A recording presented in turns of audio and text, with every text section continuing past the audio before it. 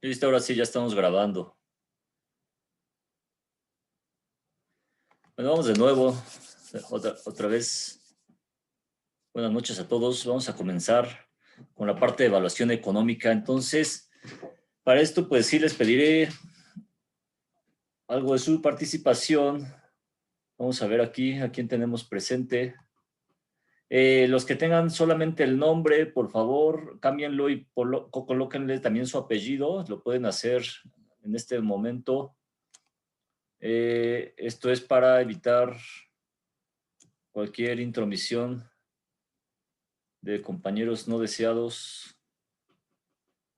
En alguna ocasión ya tuvimos una situación, fue el semestre pasado, en donde de pronto nos invadieron nuestra sesión. No sé de qué manera, empezaron a publicar anime y pues al final ya lo único que veíamos era anime en toda la pantalla. No sé cómo pasó eso, pero para evitar ese tipo de situaciones y que se metan aquí gente indeseada, por favor colóquense nombre y apellido para tener un buen control. Entonces, David, por favor, nada más agrégale el apellido. Entonces, pues vamos a ir con esta parte que es evaluación económica.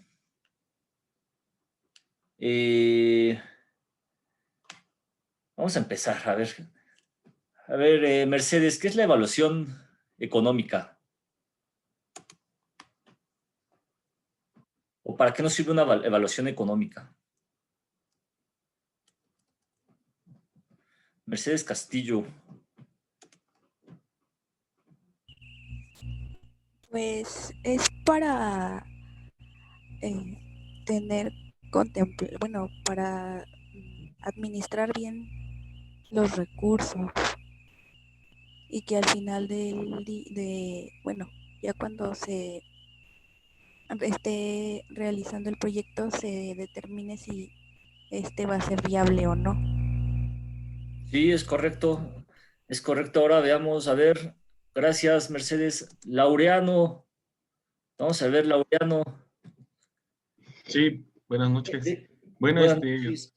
¿De qué es un, forma es un, puedes realizar evaluaciones económicas o qué métodos conoces para realizar evaluaciones económicas? bueno, existen parámetros que ya están establecidos. Por ejemplo, se puede usar el valor presente neto o la tasa interna de retorno Ok, para realizar evaluación de un proyecto. sí, totalmente de acuerdo. Perfecto, gracias, Laureano. Eh, listo. Entonces, nosotros tenemos diferentes formas de realizar evaluaciones económicas, pero ¿en qué momento nosotros aplicamos una evaluación económica o a qué se lo aplica? A ver, Abigali, ¿a qué le aplicarías tú una evaluación económica? Hola, buenas noches. Buenas noches. Pues en este caso, pues a todo lo que tenga que ver con dinero y con ingresos y egresos, ¿no? En todo lo que tenga que ver, pues en este caso lo aplicamos como en un proyecto, ¿no? Ok, En un proyecto petrolero, pero pues se puede aplicar como en proyectos diferentes de varios lados, porque pues tenemos que tomar en cuenta, pues, cuánto vamos a invertir y cuánto vamos a generar, ¿no? Para ver si el proyecto conviene o no.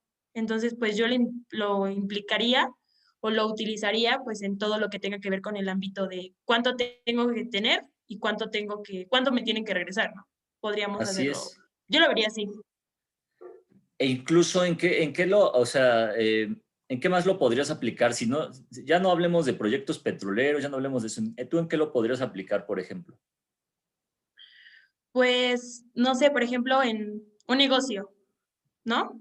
Sí, Podríamos ver cuánto podríamos como invertir y cuánto se podría generar y no sé, o sea, por ejemplo, ver más o menos si conviene o no conviene.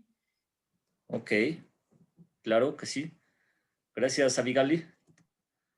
A ver, Brandon, a ver, pícale para levantar la manita, por favor, para que aparezcas aquí en primer cuadro. Brandon, vamos a buscar a Brandon. Aquí está, ya encontramos a Brandon. Listo. A ver, Brandon, un ejemplo cotidiano, un ejemplo en el que tú hayas aplicado una evaluación económica.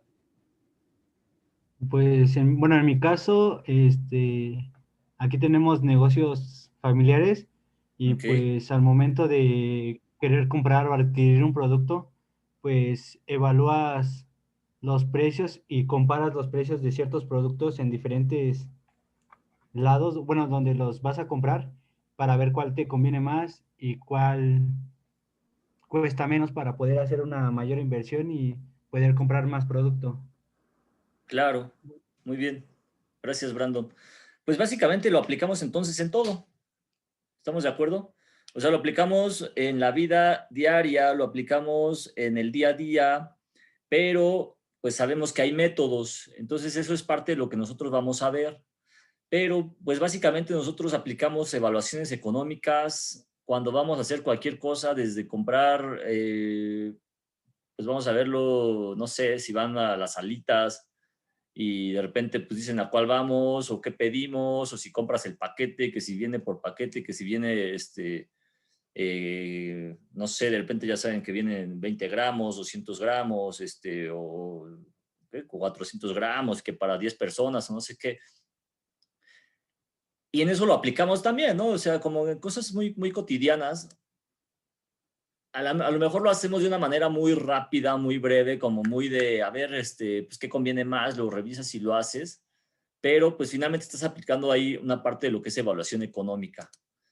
Entonces, pues esa es una parte importante en el día a día, eso es una parte importante y no nada más aquí lo importante es ver lo que se hace en la industria petrolera, así lo vamos a ver obviamente, pero mucho de esto pues también nos sirve para la vida cotidiana, para nuestras inversiones. A veces, fíjense que yo he notado que lo que es en los planes de estudio, pues sí nos dan todo lo de inversiones de proyectos, todo esto, pero si ustedes se hacen una retrospectiva de lo que se ve desde que estamos en la primaria hasta que llegamos a la universidad, en muchas ocasiones pues no vemos algo también que es la parte financiera, de cómo cuidar nuestras finanzas de una manera personal. Entonces, pues esto es bastante importante también y es en donde también podemos aplicar todo esto, porque a veces somos muy buenos financieros haciéndolo en nuestros proyectos de a la industria, por ejemplo, petrolera, pero somos muy malos financieros haciéndolo con nuestras vidas. Entonces, eso es lo que tenemos que cuidar también y pues en parte es algo que yo les voy a tratar de compartir. Me parece que hoy en día ya los planes de estudio se han empezado a modificar para poner esto que es, pues lo que es las finanzas personales. Entonces, bueno, pues aquí ya realizamos algunas de estas preguntas y pues prácticamente vamos a ver, en la industria petrolera nosotros tenemos que realizar análisis económico. ¿Por qué? Porque la industria petrolera pues realmente ya no estamos hablando de proyectos, por ejemplo, el hecho de comprar los boletos de un avión para irnos de vacaciones, ya no estamos hablando de eso, ya estamos hablando de proyectos que duran más de 25 años, más de 30 años. Aquí yo les voy a preguntar algo. La mayoría de los últimos contratos de licencia que se firmaron, ¿por cuánto tiempo son? Se firmaron contratos de licencia y se firmaron contratos de producción compartida. Así es, Laureano. 25 años son la mayoría de estos contratos y tienen tienen hasta 2 prórrogas de 5 años. ¿Sí? Entonces, pues nada más dense cuenta lo que representa un contrato de 25 años. Cuando se realizan los planes de desarrollo, todo se realiza a estos 25 años. Entonces, la proyección que se tiene que hacer en inversiones, en costos, tanto en costos de desarrollo como en costos de abandono, como en costos de exploración, pues es bastante grande, es bastante compleja. No nada más se trata de decir, ¿sabes qué? Pues inviértele ahorita en un pozo y ya. Es decir, se tiene que hacer todo lo que es un pronóstico de producción, pronósticos de inversiones, pronósticos de abandono, etcétera. ¿Ok? Ahora, si yo les preguntara, por ejemplo, estamos en la industria petrolera y yo les digo, ¿sabes qué? Ok, yo voy a invertir, pero ¿qué necesito saber para invertir? O sea, ¿qué parámetros necesito saber para que yo pueda decir, sabes qué? Yo voy a invertir en un campo, yo voy a invertir en un área. A ver, vamos a ver. Keila, vamos a ver con Keila. Adelante, Keila. ¿Qué factores necesitaría yo considerar para poder invertir? Pues creo que para el caso de un campo tendríamos que ver el historial de producción o ya el campo está desarrollado. La Y producción. ¿Qué más? ya de ahí tal vez se podría hacer como un pronóstico para determinar pues la rentabilidad y ver pues cuánto se va a obtener. No sé qué otra cosa se podría considerar, tal vez. Ahora una pregunta, Keila, aprovechando tu participación. ¿Con qué podrías tú determinar el pronóstico de producción, por así decirlo, para un campo ya en desarrollo? Pues tal vez se utilizaría algún método como... Por ejemplo. Estoy tratando de recordar. No sé si tiene que ver lo de la declinación, lo que vimos sobre las curvas. Sí, es correcto, totalmente. ¿Recuerdas aquella clase de flujo, digo, de aseguramiento de flujo? Sí. Ah, bueno, ahí vimos algo de eso. Curvas de declinación, me parece. Entonces sí, definitivamente curvas de declinación. Gracias, Keila. Sí estás acertada en esto. Abraham, me parece que estaba levantando la mano. Sí fue Abraham. Aquí está Abraham. Adelante. Bueno, también quería opinar un poco sobre la elección del campo o qué parámetros utilizar. Por ejemplo, también hay bastantes, por ejemplo, si es costa afuera o si es terrestre, el tipo de crudo que produce, si ya tiene un sistema artificial, si va a tener una recuperación secundaria o mejorada. Bueno, depende de muchísimas cosas y también, como lo dice mi compañera, si es rentable hacer o simplemente dejarlo y esperar a que en un futuro sea rentable. Claro, claro, totalmente, Abraham.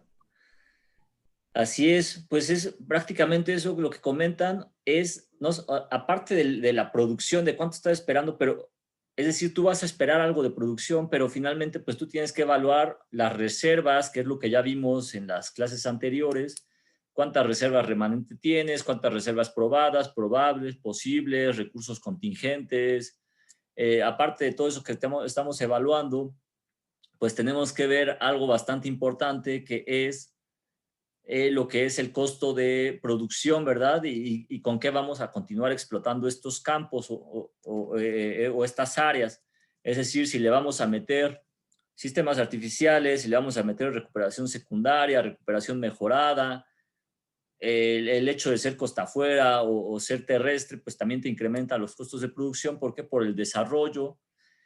Algo que pasó, por ejemplo, con las rondas actuales petroleras, las que se licitaron en estos años, 2013, 2014, es que ocurría que muchos de estos campos o algunos de estos campos, pues son campos maduros, son campos que ya explotó Pemex, que en algún momento Pemex dijo, ¿sabes qué? Algunos de ellos, pues simplemente dijo, ¿sabes qué? Me sale más caro tenerlo abierto que ya abandonarlo, que taponarlo, o abandonarlo, cerrarlo simplemente de una manera temporal. Y entonces, pues, ¿qué se hizo? Pues algunos de estos campos se licitaron y son campos que tienen algunas de las compañías de hoy en día nacionales, son compañías pequeñas que sin embargo para la compañía, pues el tener en producción estos campos, pues es rentable.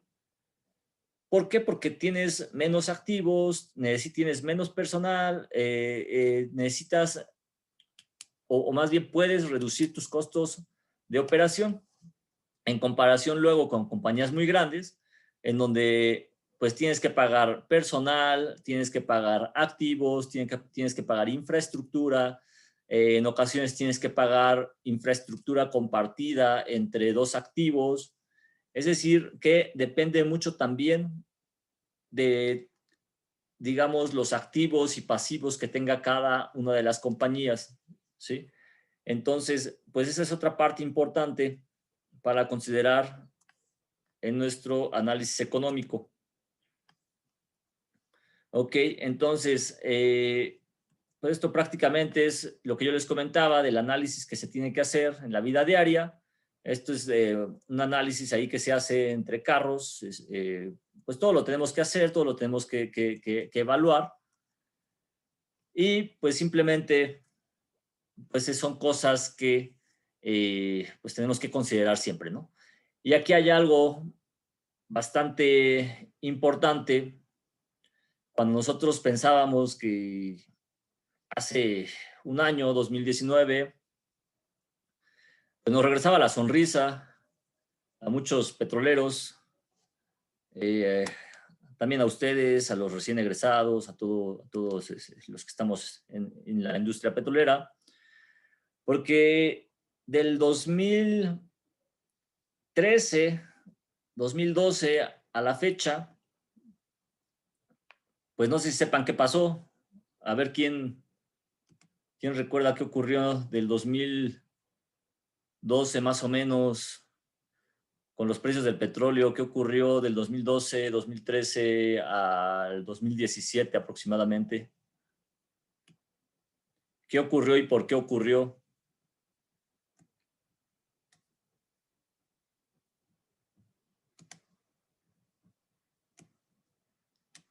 A ver, ¿quién me dice? A ver, Abraham. Venga, Abraham, vamos de nuevo. ¿No eran las revoluciones de Medio Oriente? No, realmente eso fue lo que se le llamó la primavera árabe, pero eso fue antes. Ajá. No, eso fue realmente antes. En el 2013, ¿cómo viste los precios? ¿Altos o bajos?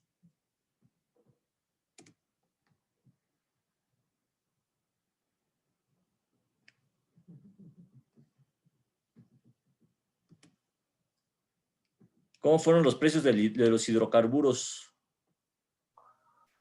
2013, a ver, en el 2008 fueron altos por la gran, bueno, porque China compró muchísimo, fueron los Juegos Olímpicos. Sí.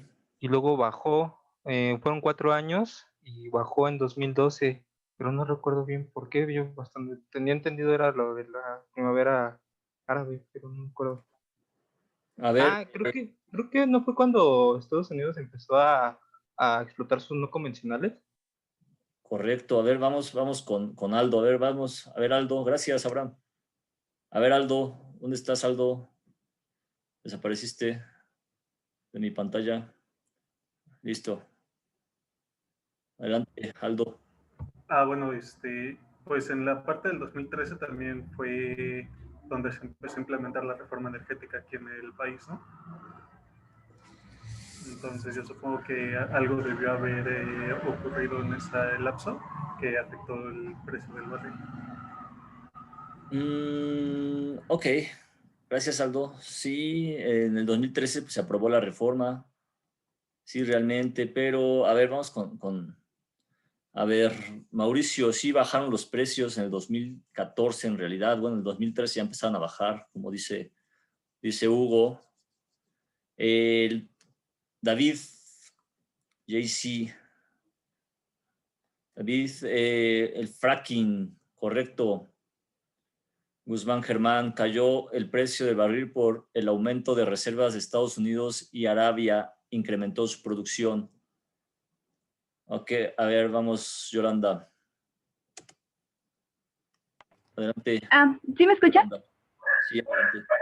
Bueno, por lo que estoy investigando para realizar el ensayo, por los diversos conflictos que tuvo Irak y Libia, antes no, la OPEP no les había no los había sancionado. Entonces ya eso provocó que hubo una gran oferta y ya después cambiaron los objetivos de la OPEP y eso hizo que se desplomaran los precios. Y también lo del fracking, pues ya eso pasó en el 2015 y ya en el 2013 que fue lo de la reforma energética, eso ya fue más apegado a las reservas, ¿no? Porque algo así nos comentó un profesor que las volvieron como que a contabilizar de manera correcta, entonces por eso dicen que según México se quedó sin reservas, pero fue porque Pemex decía que había reservas que en realidad no eran consideradas reservas. Ok. Sí tuvo que ver, pero más bien lo de este asunto con Libia, pues en realidad subió ligeramente los precios porque le cortaron producción a Libia previamente, ¿no? Por unas sanciones que hubo por parte de Estados Unidos. Le cortaron la producción y pues eso elevó parte del precio, ¿verdad? Pero prácticamente fue, pues lo que yo siempre les he dicho,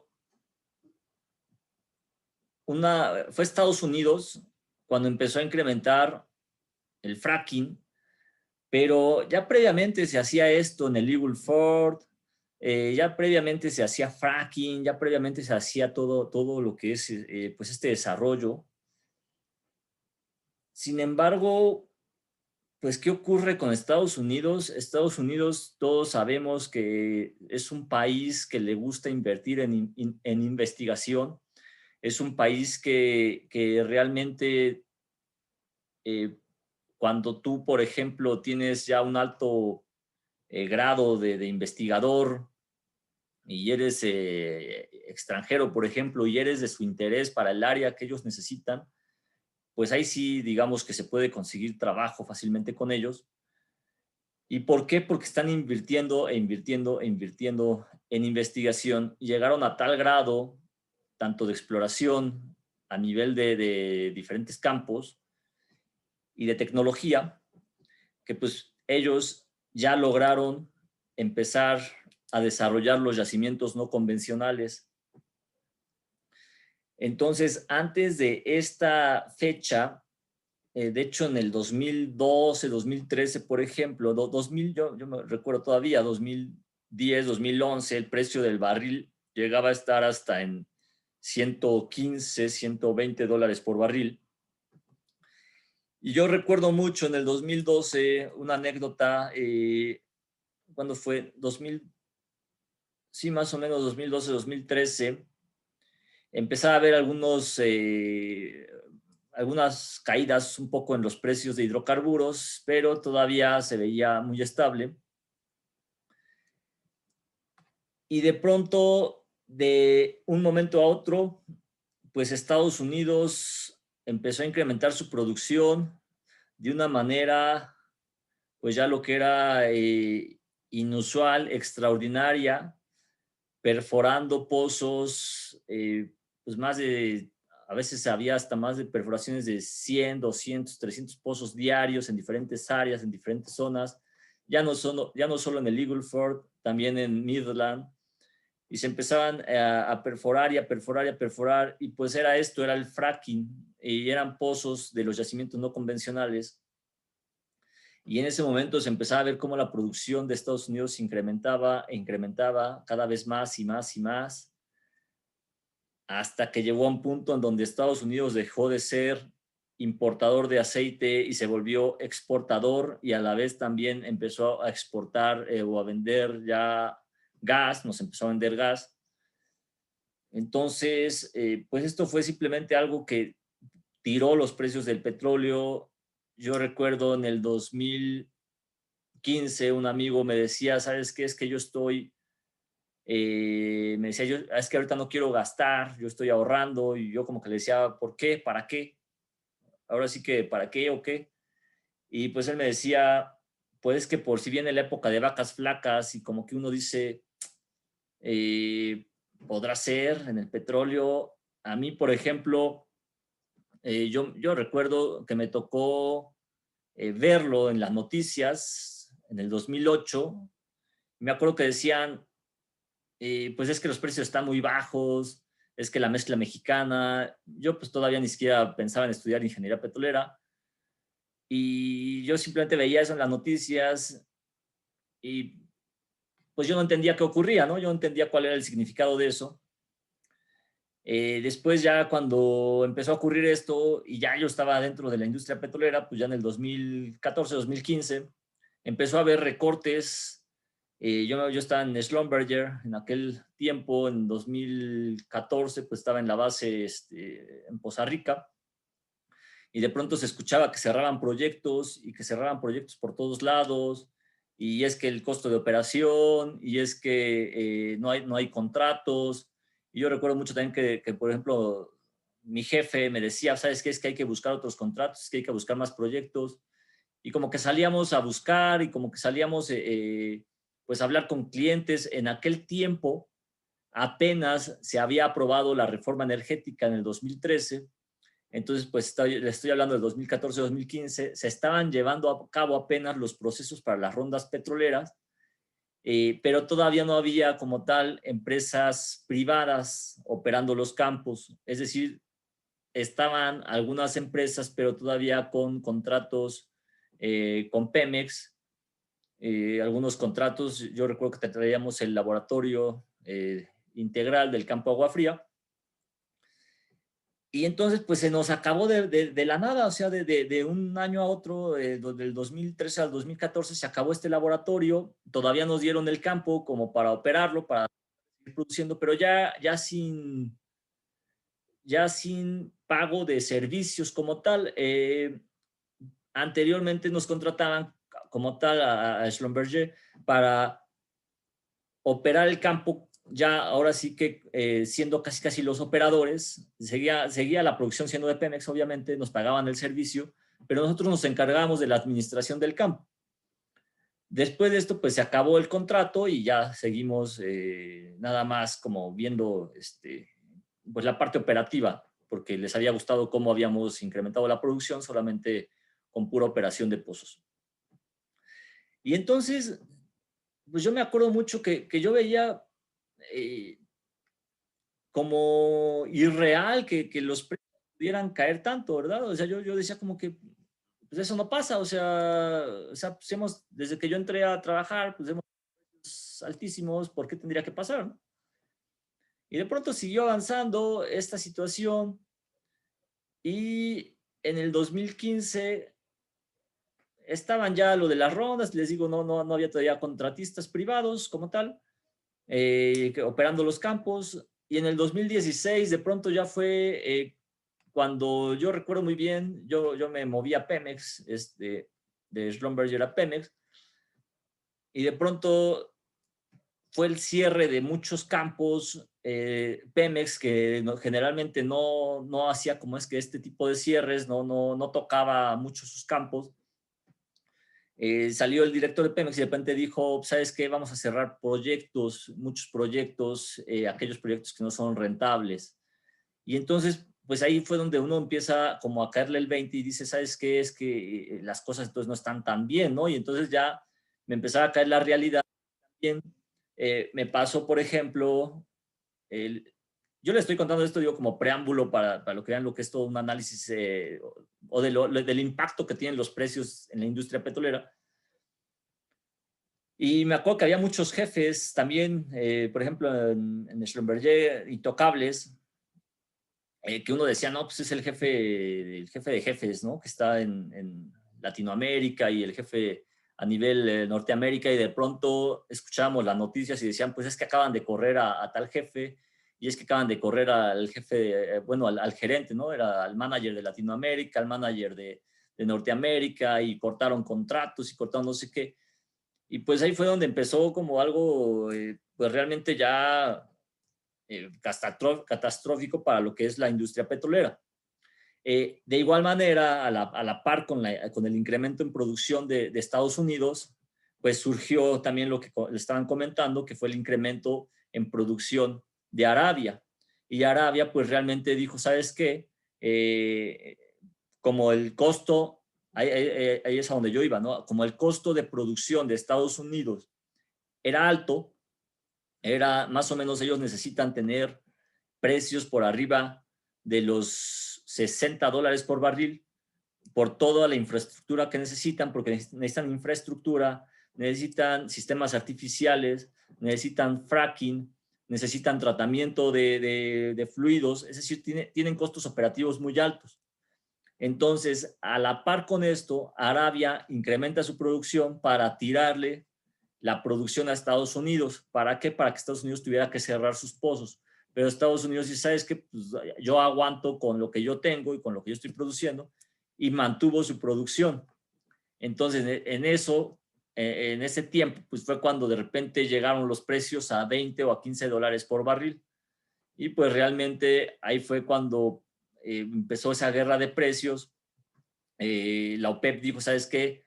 Yo no bajo mis precios. Estados Unidos dijo, más bien la OPEP dijo, yo no bajo mi producción. Estados Unidos dijo, yo tampoco la bajo. Y pues se fueron los precios a esos dígitos que pues tiraron muchos proyectos. Entonces esa es una importancia de lo que es el impacto del costo de producción en los proyectos petroleros. Y de lo que comentaban sobre la reforma energética, en realidad eso realmente no, o sea, la situación de los precios a nivel internacional, eso es realmente un impacto. La reforma energética, créanme que no le impactó ni a Estados Unidos, ni a Rusia, ni a la OPEP. O sea, en realidad no fue algo que causara este problema. Fue un descontrol, sí, fue un descontrol tanto político, fue como un cambio bastante grande que pues, no había ocurrido en México, pero en realidad que haya sido como tal algo que haya intervenido en los precios, pues créanme que no, o sea, no, es como una mala idea que se ha generado de que México bajó sus precios o su precio de hidrocarburo por la reforma. La verdad es que no, o sea, nada más comparen lo que está produciendo la OPEP, lo que produce Arabia por sí sola, lo que produce Estados Unidos, lo que produce Rusia, y el hecho de que aquí de repente digamos, ay, pues es que porque generaron una reforma energética, por eso se cayeron los precios. Pues no, o sea, realmente eso no tiene tanta, no tuvo tanto impacto, la verdad. Fue una apertura, fue un cambio político bastante grande.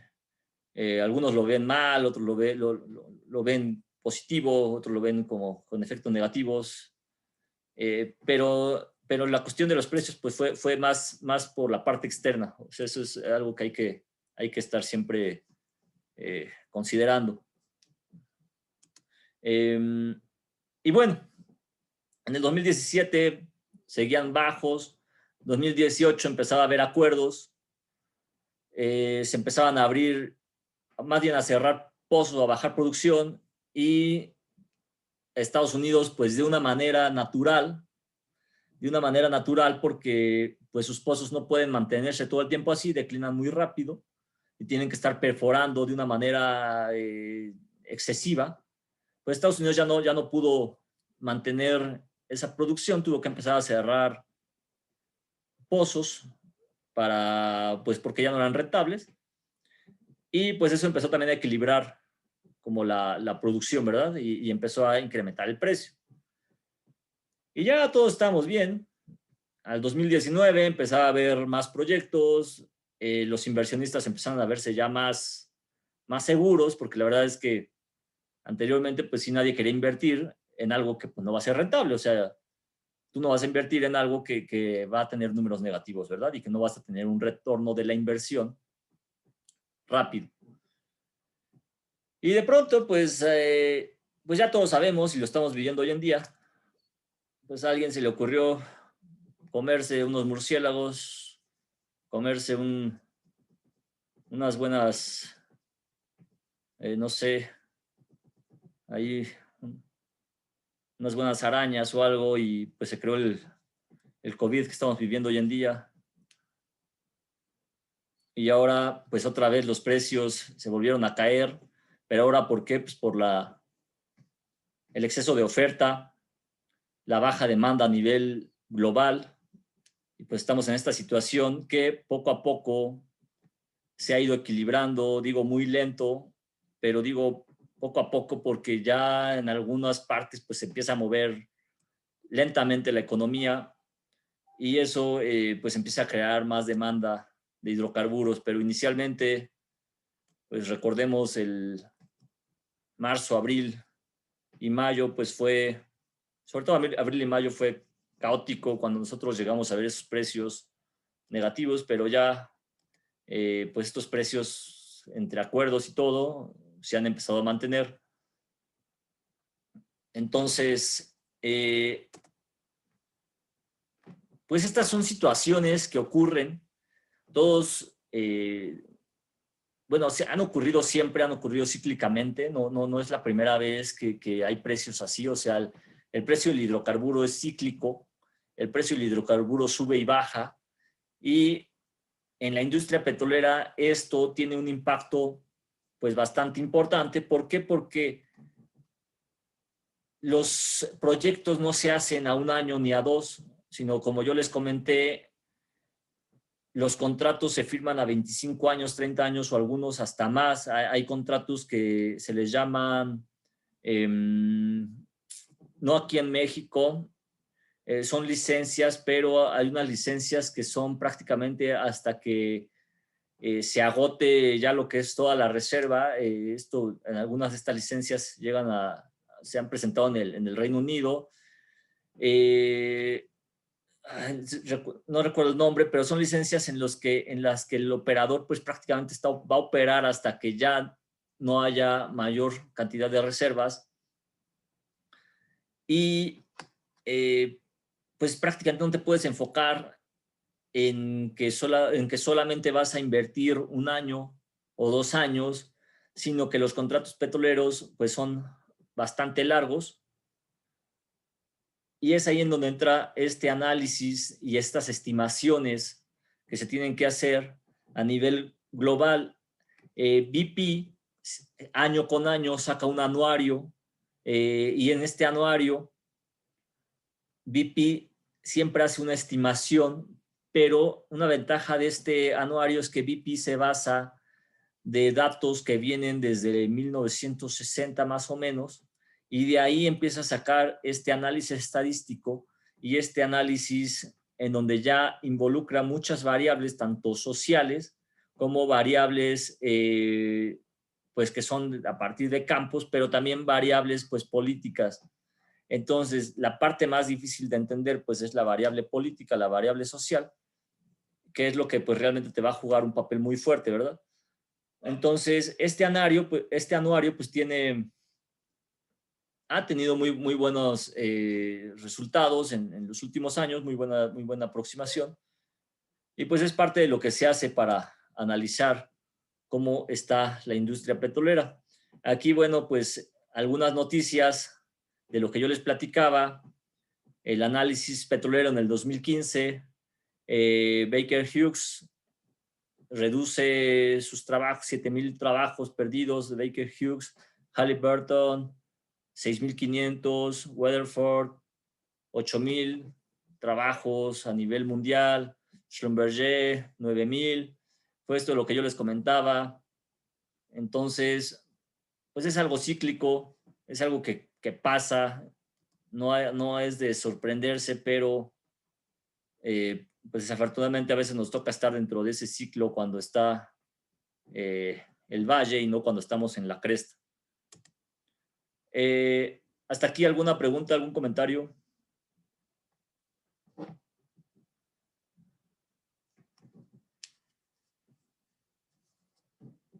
¿Todo bien? Entonces, ¿para qué se realizan entonces los análisis económicos de los proyectos de aceite y gas?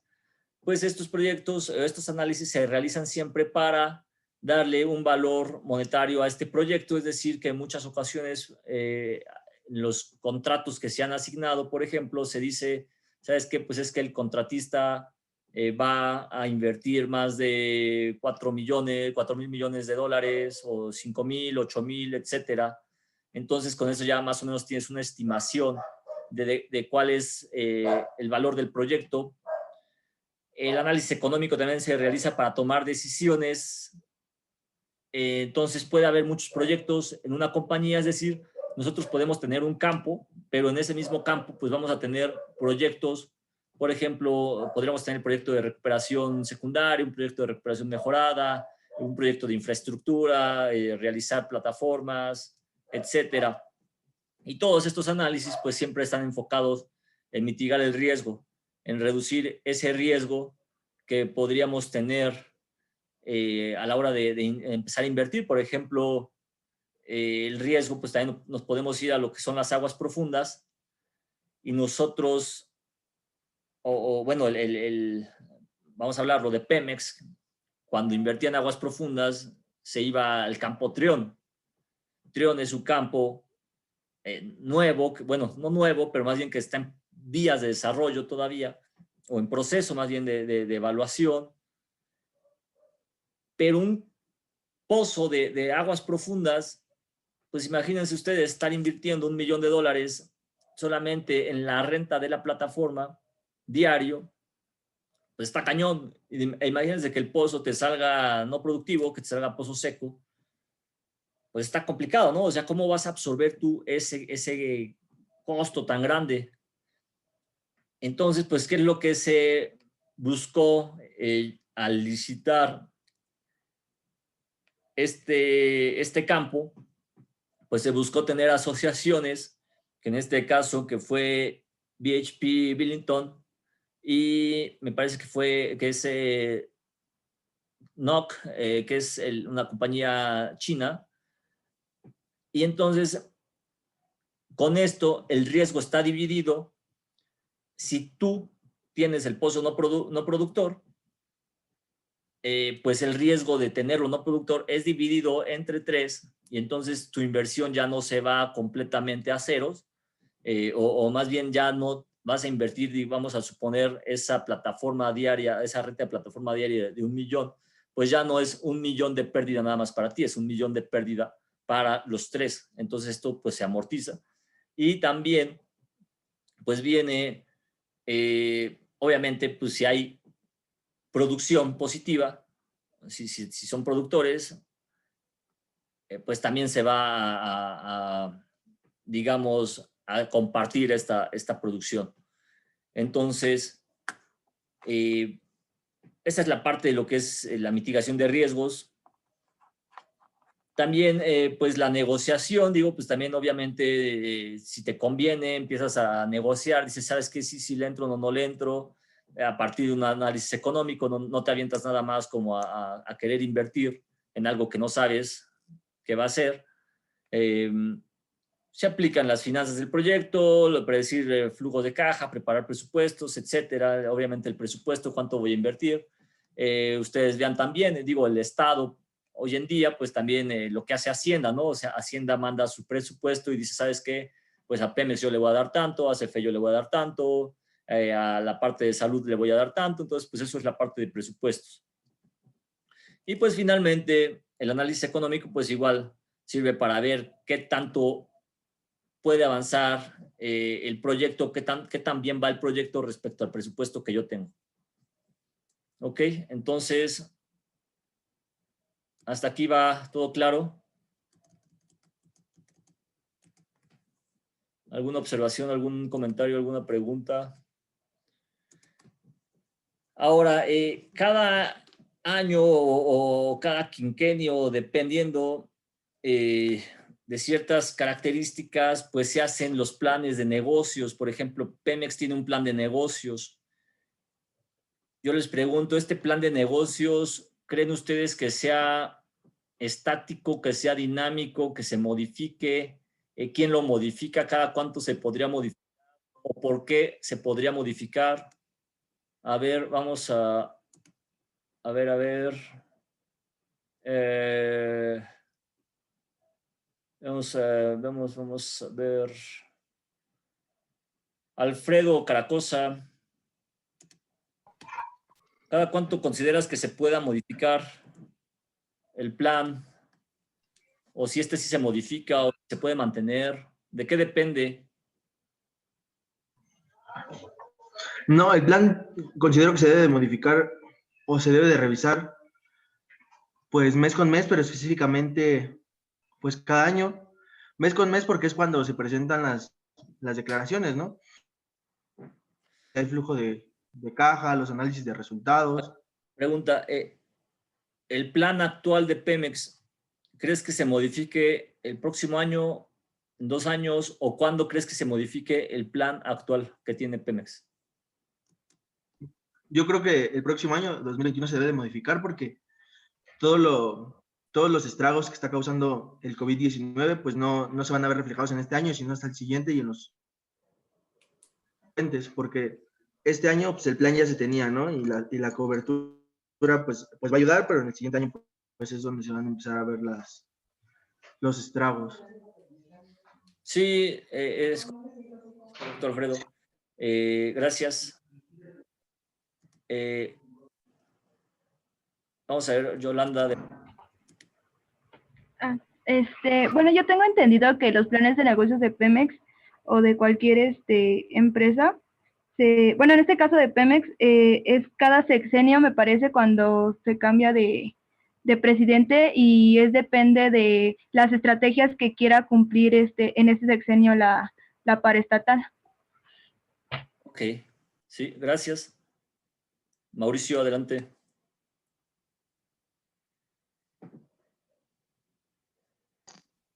Bueno, pues yo creo que, así como dijo nuestro compañero, el plan de negocios en esencia no debería cambiarse, ¿no?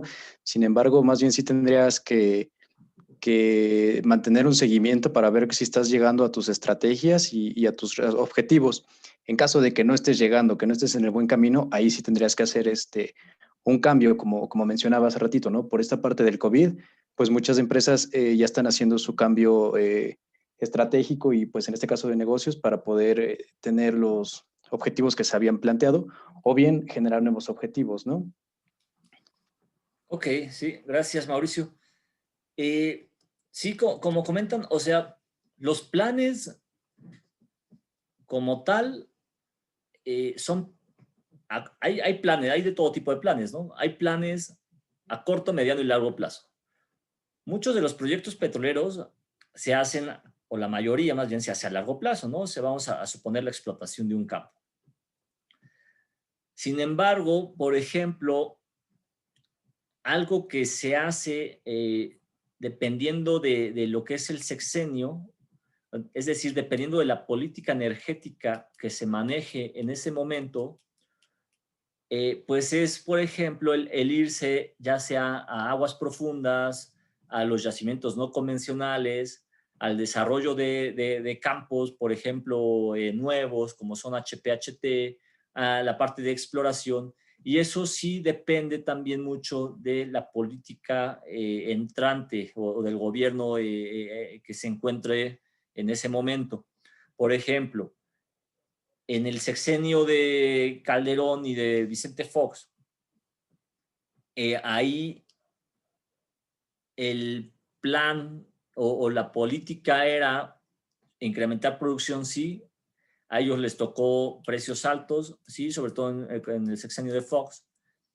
Y la política o el plan ahí fue explotar Chicontepec. Chicontepec, aquel yacimiento tan extraño, tan difícil de explotar, tan complicado, allá en el norte de Veracruz. Pues ahí la política fue, ¿sabes qué? Vamos a explotar Chicontepec porque pues supuestamente tenía muchas reservas y que se podía explotar fácilmente, y se utilizó un modelo similar al que se hizo allá en Estados Unidos para los yacimientos no convencionales, que fue perforar y perforar. Y el modelo pues fue prácticamente perforar 4,000, 5,000 pozos. O sea, ese era el objetivo. Los el precio como tal lo permitía, el precio de los hidrocarburos. Pues, si tú tienes un precio arriba de $100 por barril, pues puedes hacer prácticamente lo que tú quieras. Entonces, pues así fue, esa fue la política en aquel tiempo. Después vino la siguiente política, pues, que fue la del sexenio pasado, que fue la de la reforma energética, digamos, la apertura la apertura ya a contratistas, empresas privadas, etcétera. Y luego tenemos la política actual. Es decir, que las políticas van cambiando. Y una empresa que pues como previamente pues había tenido mucho impacto o ha tenido y seguirá teniendo, pues es Pemex. Es una empresa que pues siempre va a tener como mucho impacto en lo que sea la política del gobierno vigente. Entonces, Pemex en realidad como tal tiene una estrategia y dentro de su estrategia tiene otros planes. Entonces, pues ahí lo que se hace pues es dentro de esos planes se sigue la estrategia como tal, que la estrategia hoy en día pues es el desarrollo de nuevos campos. Ustedes sabrán que hay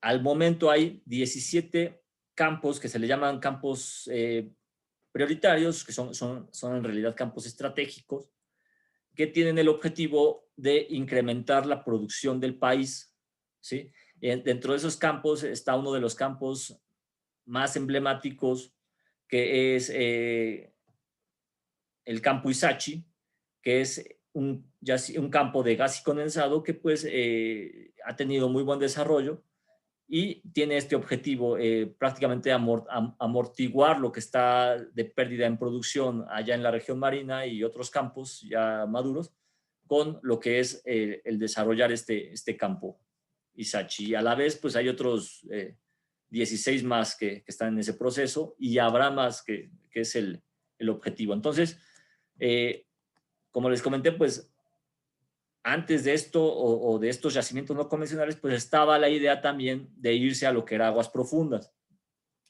Entonces, aguas profundas, previo a los no convencionales, pues era el objetivo también de los gobiernos, era como, ¿sabes qué? Aguas profundas es el mañana.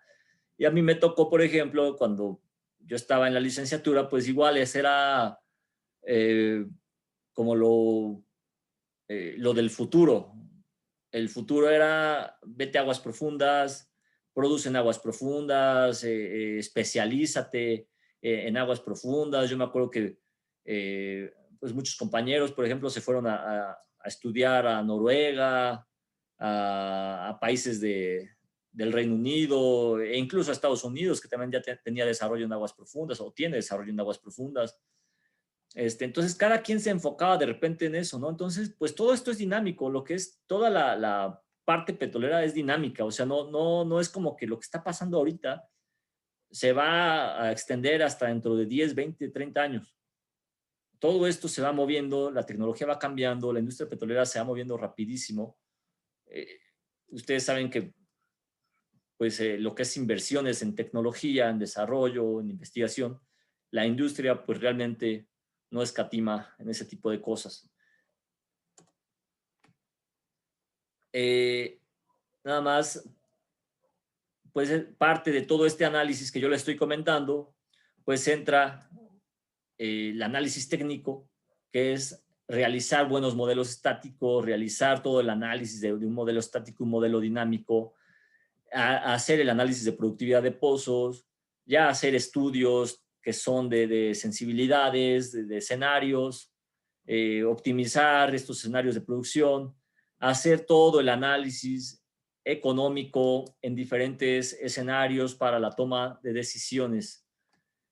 Es decir, se generan, por ejemplo, escenarios de el optimista, el escenario pesimista y el escenario, pues, medio, ¿verdad? Que es como decir, ¿sabes qué? ¿Qué pasa si? O sea, ¿cuál es tu escenario más optimista hoy en día? O si nosotros nos fuéramos al año 2021, diríamos, pues nuestro escenario más optimista es que se encuentre una vacuna contra el coronavirus vamos a suponerlo un escenario optimista que se encuentre y que se tenga para diciembre. Algunos analistas dicen eso, pues, se encuentra para diciembre, enero, entonces ya más o menos inicias tu proceso de vacunación, etcétera, y dicen, pues, ¿sabes qué? Pues para mayo ya estamos reactivando todo, ya estamos abriendo.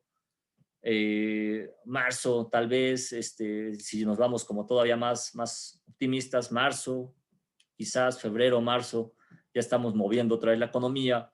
Otros podrían decir pesimistas, pues, podrías ir, no sé, a diciembre del otro año y el precio pues, se va a mantener así, etcétera, ¿verdad? O sea, son como los escenarios con los que uno va jugando y a partir de ahí es en donde uno dice, ¿sabes qué? Pues parece que sí, parece que no.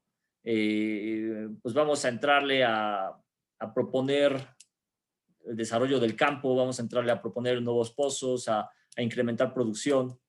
Y así es como se juegan también estos escenarios para la toma de decisiones. Vamos a dejarle hasta aquí. Si ustedes tienen alguna pregunta, alguna duda, pueden levantar la mano, pueden hacerla vía chat.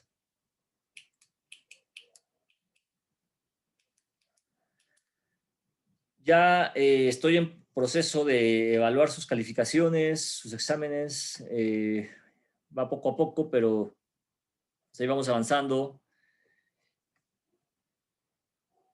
No todos han tenido, digamos, el mejor seguimiento en cuestión de indicaciones, entonces todavía tienen chance de empezar a corregirlo. Recuerden el plagio.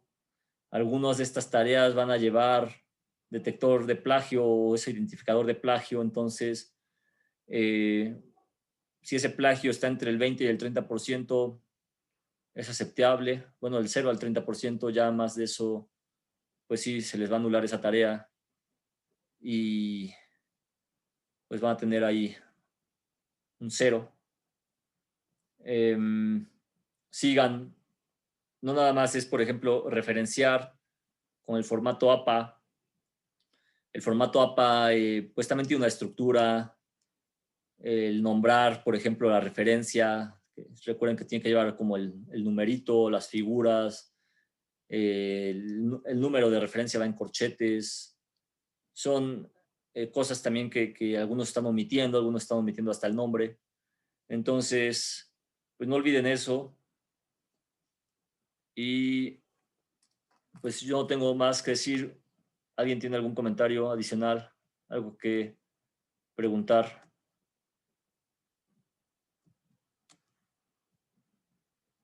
Si no hay más que decir, gracias por su atención. Que pasen buena noche y nos vemos la próxima clase.